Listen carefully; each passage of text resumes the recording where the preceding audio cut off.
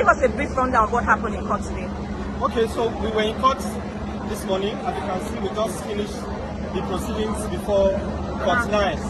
Magistrate Court at Papa. We came this morning regarding the case of Alabi Quadri, a 17-year-old teenager who came to fame in 2023 during the elections when he spontaneously jumped and stood in front of the convoy of the presidential candidate of the Labour Party, Mr. Peter Obi. You would recall that his photograph at the time became an internet sensation, and Nigerians became very interested in his case. Following that, a lot of people made donations to him, and his matter was widely reported. Quite sadly,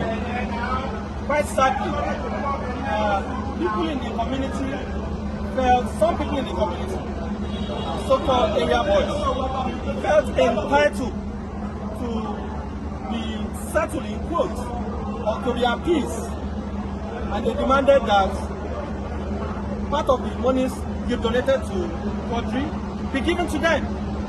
In fact, I can also tell you that the value of their community specifically told Quadri's mother to buy a cow in rice and cook to appease the youth. Because they refused to do this family has been continuously witch-hunted since 2023. Let me also place on record that this was the second time that Quadri has been arrested. The first time, the same area boys took him before the same valley of the community, invited police to arrest him.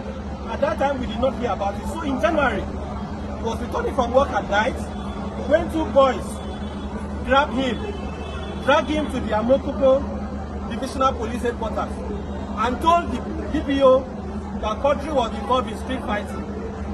To our greatest dismay, on the 27th of January, the police brought him before the same court to be remanded, only for them to get to court, and they were told that Quadri was being wanted in connection with a case of armed robbery.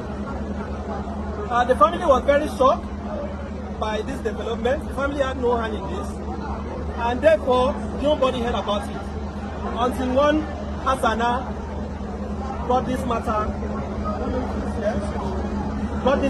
to please come to this side. Brought this matter to social media X, and our attention was called to it, and the family then briefed me to represent him. This is the mother of Quadri, and this is Hasana, the activist who brought the matter to public attention. We took immediate steps to investigate the matter, and I personally met with Quadri at the Medium Security Correctional Custodial Center, Kirikiri. Interviewed him for over 2 hours, and he made it clear to me that, number one, the other persons who were said to be his casemates are unknown to him, and that he was not involved in any case of armed robbery or any other offense.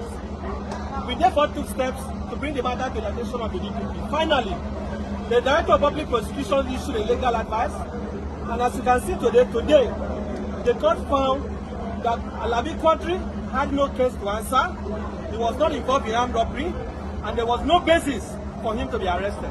So Quadri was discharged today and has been set free. He's going to go home in the next few minutes once the magistrate has signed his release warrant. So I want to thank Nigerians who have shown solidarity with Quadri, and I want to state on record that the DPO of Amokoko Divisional Headquarters must immediately be removed. I am calling on behalf of the family that the DPO of Amokoko must be removed immediately, and that even the IPO and other officers who were involved in this very devilish act of framing up a minor for armed robbery must be made to face orderly room trial. We are also demanding that the police must pay the sum of 100 million to Quadri, having been detained since January illegally.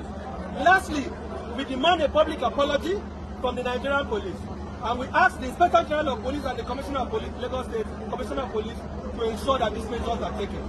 Currently, Quadri and the family are under constant threat. We may have to find a way to relocate them from where they are staying because they are not safe. They have been given out that this morning before they came to court. They still went back to threaten them. So this is unacceptable. And that in a nutshell is what transpired to me. Are we going to see a prosecution of the boys who reported him to the police? I know you've called for the removal of the police officers, but the people who instigated the arrest. Of course, that is why we are asking. We are going to disclose at least the alliances that we have in the coming minutes. One of them is Lege and Baba Waris. Those are the two area boys in the community. They are known, they are identifiable. We call for their immediate arrest and prosecution. We also ask that the value of their community should be questioned regarding his role in this matter. And those are our simple demands. Those are simple demands. You can see everything was clear in the court. But there was no basis to arrest this boy in the first place. There was no basis. We hear it's the Balogun, not the Bale. Well, can we confirm? That is going to be clarified. But what I can tell you is that a traditional person in that community, they know him as Bale, hand in hand in what has happened, and we would like him to also answer some questions. But our major target is the DPO, the IPO of Amokuku Divisional Headquarters, and the two area boys that we have mentioned. Let them explain to the world why